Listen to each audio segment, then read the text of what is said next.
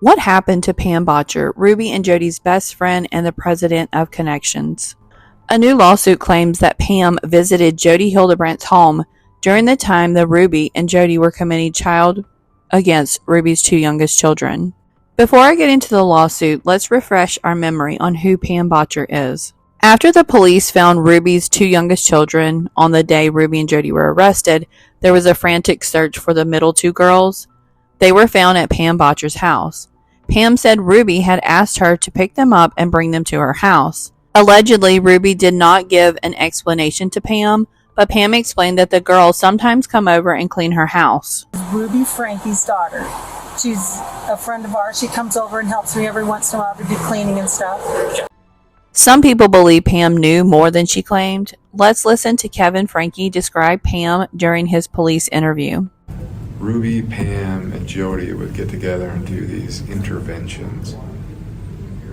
That's what they call them. And so they'd just go up and lock themselves in a room for 4 or 5 hours, and then they'd come out and they'd all just be on cloud nine. And he says they were on cloud nine.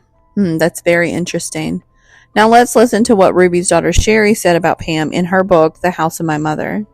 Pam, Jodi's oldest and dearest friend, high up in Connexions, was always popping by with a case of soda and a high-pitched hello that set my teeth on edge.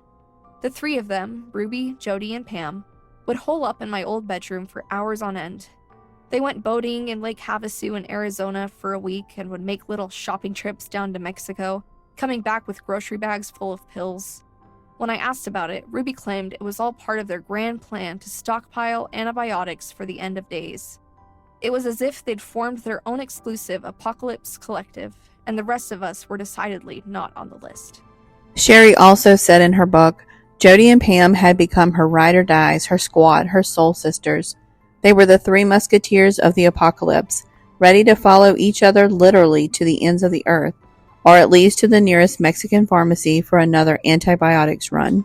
Now let's talk about the lawsuit.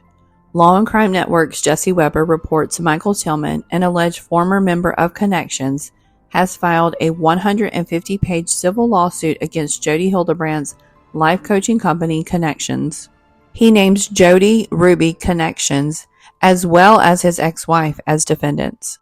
He accuses Jodi of running a criminal enterprise, racketeering, tricking people out of their money while wreaking havoc on their families. He is seeking $5 million in damages. While Pam was not named as a defendant in the suit, Michael Tillman claims she was a co-conspirator in the overall scheme. Pam Bodtcher has been involved in the enterprise in the following ways. Until the Connexions website was deactivated, Bodtcher was identified as the president of Connexions Foundation on the Connexions business team page and has been identified as such since at least August 2020. Upon information and belief, Jessie Hildebrandt, who is Jodi Hildebrandt's niece, told the media that Bodtcher was deeply involved with Hildebrandt's behavior, including that she was one of the people that was constantly surveilling the surveillance of reporting back to Jodi, that Bodtcher was always at Hildebrandt's house, and that Bodtcher was Jodi's best friend. He also claims that Pam Bodtcher visited Jodi Hildebrandt's home in Ivins during the time that Ruby and Jodi were committing child against Ruby's two youngest children.